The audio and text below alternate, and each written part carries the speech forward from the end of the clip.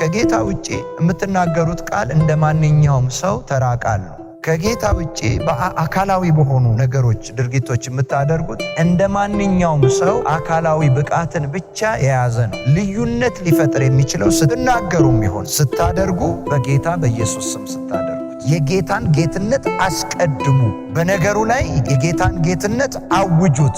ያኔ ስትናገሩም ይሆን በእናንተ ልክ ሳይሆን በጌታ ጌትነት ልክ ይሆናል። ስታደርጉም በእናንተ ልክ ሳይሆን በጌታ ጌትነት ልክ ይሆናል። ነገሮችም የሚገዙላችሁ፣ ሁኔታዎችም የሚገዙላችሁ፣ ለምትናገሩትም ቃል ፍሬ ማግኘት የምትችሉት በንግግርም ይሁን በድርጊት ጌታ ኢየሱስን ስታስቀድሙ ወይም በጌታ በኢየሱስ ስትናገሩ አሊያም በጌታ በኢየሱስ ስም ስታደርጉ።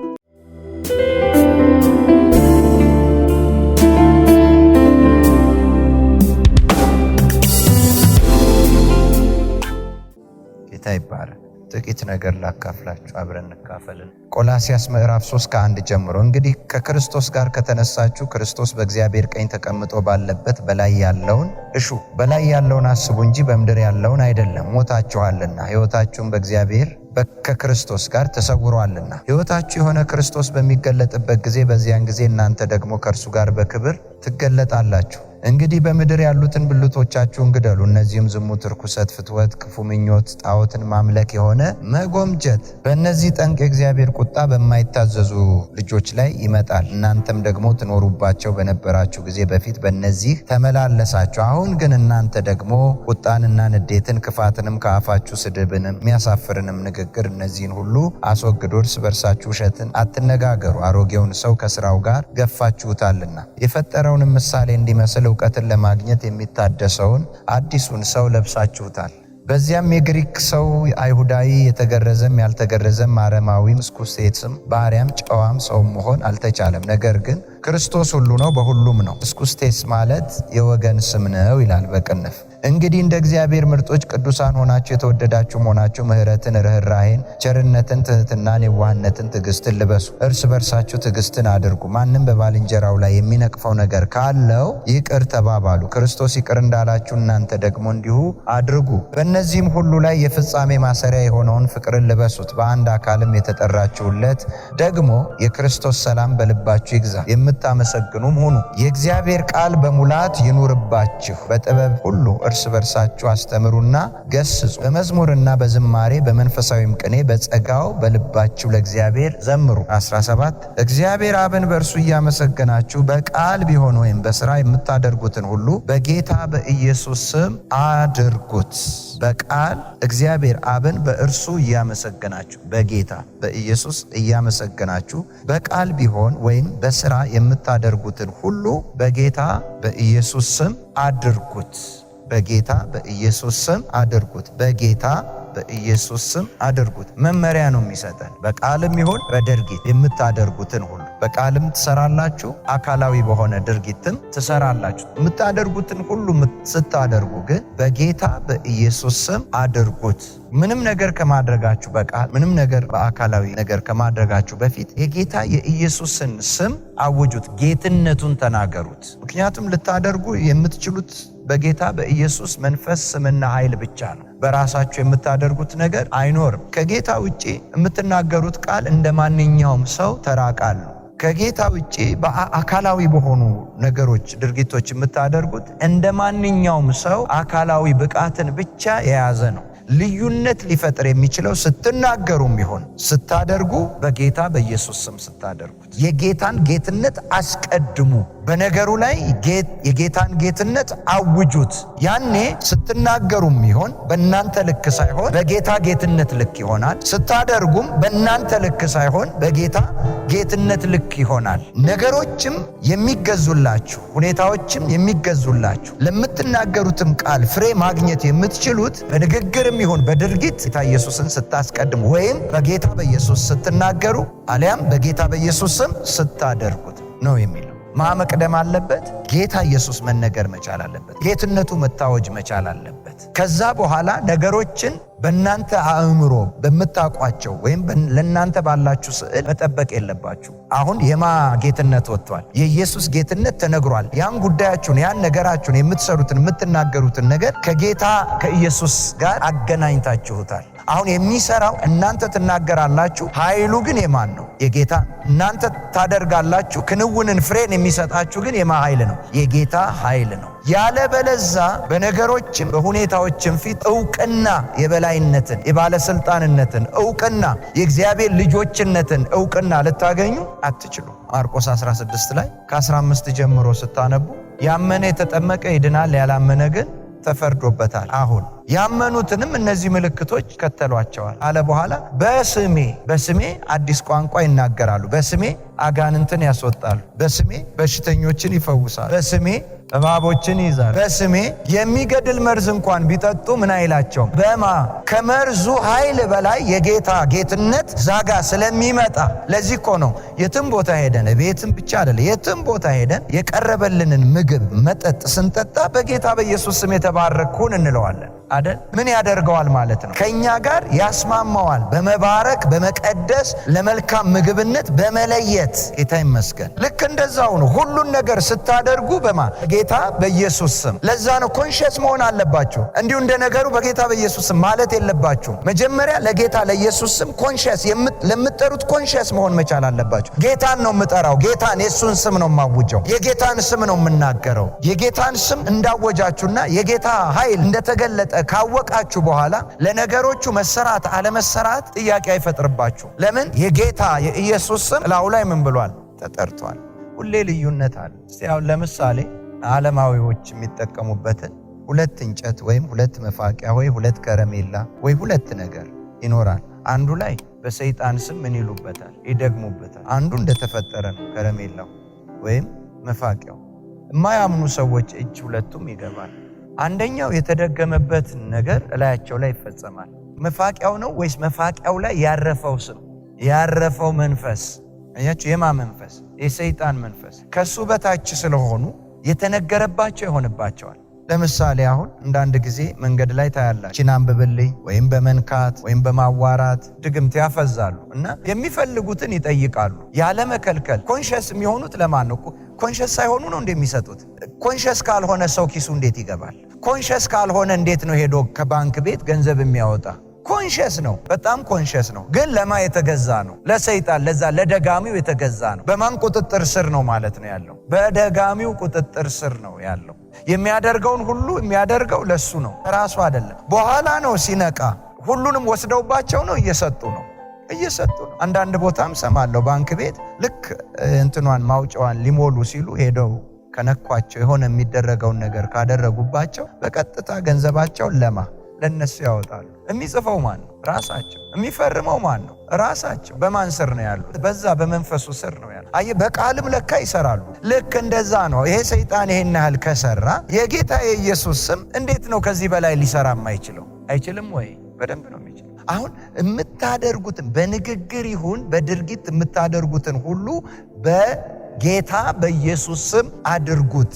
ልብ በሉ። ማንም ለናንተ በሰዋዊ እንዲህ በተፈጥሯዊ ማንነት ዕውቅና፣ የበላይነትን፣ የስልጣንን፣ የአዛዥነትን ዕውቅና ሊሰጣችሁ ማንም አይችልም። ዘጸአት ላይ ላስረዳችሁ። ሙሴን እግዚአብሔር ላከው አይደለ? ዘጸአት ምዕራፍ 5 ከቁጥር 1 እና 2 ስታነቡት ፈርዖን ጋር ሄደና እግዚአብሔር ልኮኛል አንተ ጋር ምን አለህ? በዓል ያደርግልኝ ዘንድ ሕዝቤን ልቀቅ አሉ ሲለው እኔ ሰምቼው ሕዝቡን የምለቅበት እግዚአብሔር የምትለው ማን ነው? ማን ነው? ለማን ነው ሕዝብ የምለቀው? አላቀውም አለ። መለሰለት። ስላልተገለጠ፣ እግዚአብሔር ስላልተገለጠ። ከዛ በኋላ እግዚአብሔር መገለጥ ጀመረና ድንቅ ተአምራቱን ሲያደርግ ምዕራፍ 12 ቁጥር 31 ላይ ሙሴ አለ አሮንንም ጠራና በሉ ሕዝቡን ይዛችሁ እግዚአብሔር አምላክ እንዳላችሁ ውጡ። መጀመሪያ ለምንድን ነው እምቢ ያለው? አላወቀው። ማን ነው ይሄ እግዚአብሔር እሱን ሰምቼ ሕዝብ የምለቅለት ማን ነው አለው። አላወቀው፣ አልተገለጠም። ገና ሙሴ እግዚአብሔር የሚገለጥበትን ነገር ማድረግ አልጀመረም። ከዛ እግዚአብሔር ተገለጠና 9ኙንም መቅሰፍት ሲመታው ፈርዖን ማን እንደተገለጠ አወቀ። እግዚአብሔር እንደተገለጠ አወቀ። አሁን ተገልጧል። ሕዝብ መልቀቅ አይደለም፣ እኔ ራሴ እንዳልሞት እባካችሁ ፈጥናችሁ ውጡልኝ አለ። መለመን የጀመረው ማን ነው? ፈርዖን። እንደገና እሱ ብቻ አይደለም፣ እግዚአብሔር በሙሴ ላይ እንደተገለጠ ሲያቅ እባክህ እኔንም ምን በለኝ ባርከኝ። በየትኛውም አቅጣጫ ስትናገሩ ስታደርጉ ጌታ እስካልተገለጠ ድረስ በተናገራችሁበት ዕውቅና አታገኙ። ዕውቅና የሚሰጣችሁ ተቀባይነትን የሚሰጣችሁ የሚያደምጣችሁ ሲገለጥ ነው። ጌታ ሲገለጥ በጌታ በኢየሱስ ስም ስትሉ እናንተ የስሙ ስልጣን ላይ ቀመጣላችሁ። ከዛ በኋላ ስትናገሩ ስለማን ነው የምትናገሩት? ስለ ጌታ ወኪሎች ትሆናላችሁ። ብቻ ለጌታ ለኢየሱስ ስም ኮንሺየስ ሁኑ። የምትጠሩት የጌታ ስም እንደሆነ ብቻ እወቁ። ክብር ለኢየሱስ ይሁን። ከዛ ተናገሩ። በሽታም ከሆነ ይሄዳል፣ እርግማን ከሆነ ይሰበራል፣ ቀንበር ከሆነ ይሰበራል፣ ስራት ከሆነ ይበጠሳል። አሜን። ጨለማም ከሆነ ይገፈፋል። የማይችለው የክርስቶስ ኢየሱስን ስም ምን አላችሁ? ጌትነቱን አውጃችኋል። ከዛች ሰዓት ጀምሮ ለውጥ ይሆናል። በምትናገሩት ውስጥ የማ ኃይል ነው የሚሰራው? ብዙ ጊዜ እኛ ስራ ብለን የምናስበው አካላዊ የሆነን ነገር ነው። በአንደበትም ይሰራል። ለዚህ ነው የጌታ ቃል በአንደበትም ይሁን በድርጊት የምታደርጉትን ሁሉ በጌታ በኢየሱስ ስም አድርጉት ያለው። ጌታ ይመስገን። አሜን። ፈውስ በአካላዊ ድርጊት አይደለም፣ ምናዊ ነው፣ በንግግር ነው። እነዚህ መንፈሳዊ ነገሮች ላይ የሚሰሩ ስራዎች በሙሉ አካላዊ ድርጊትን አይፈልጉም። ጉልበት አካላዊ አይፈልጉም። ምንድን ነው የሚፈልጉት? ንግግር ነው። በቃል ነው የምትሽሯቸው። ግን የሰው ቃል ብቻ ተራ ቃል ብቻ እንዳይሆን ከማድረጋችሁ በፊት በማን ስም አድርጉት አለ? በጌታ በኢየሱስ ስም። በእርሱ በጌታ በኢየሱስ ስም አድርጉት። አድርጉት ማለት ምን ማለት ነው? በእርሱ ስም ከተናገራችሁ፣ በእርሱ ስም ካደረጋችሁት ነገሩ ይሆናል። አያችሁ፣ ልክ ያን የጌታን ቦታ ትይዛላችሁ። ልክ ለሙሴ እንዳለው እኔ ትብነኝ መናገር አልችልም፣ ፈርዖን ፊት እንዴት እቆማለሁ ሲል እኔ ቃሌን በአፍህ አደርጋለሁ፣ አንተ ስትናገር እንደኔ ይሆናል አይደል ያለው። በእኔ ቦታ በፈርዖን ላይ እንደምን ትሆናለህ አለው። አምላክ ትሆናለህ ማለት ምኑ? ቃሉ። ሙሴ ነው እንደ አምላክ አይደለም፣ ቃሉ ያስቀመጠበት ቃል። አሁን ደግሞ ለእኛም ምን ሰጠን? ስሙን። እንድንበት ዘንድ ከሰማይ በታች የተሰጠን ሌላ ስም የለም ከማ በቀር? ከጌታ ከኢየሱስ ስም በቀር።